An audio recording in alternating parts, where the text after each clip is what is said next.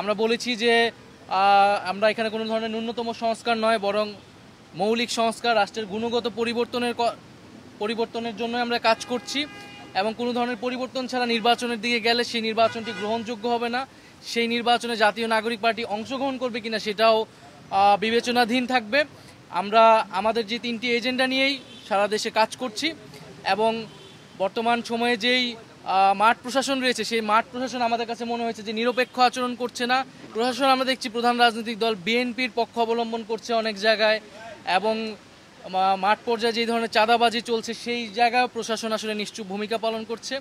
আমরা বলেছি যে এই ধরনের একটি প্রশাসন যদি থাকে তাহলে এর আন্ডারে নির্বাচন করাটাও আসলে সম্ভব নয়। ফলে একটি লেভেল প্লেইং ফিল্ডের জন্য একটি নিরপেক্ষ প্রশাসন, আমলাতন্ত্র, পুলিশ আসলে আমাদেরকে নিশ্চিত করতে হবে। দৃশ্যমান বিচারের রোডম্যাপ দেওয়া এবং সংস্কার অর্থাৎ জুলাই সনদ কার্যকর করা ইত্যাদি ছাড়া আসলে নির্বাচনের সময় নিয়ে আসলে কথা বলে কোনো লাভ নেই।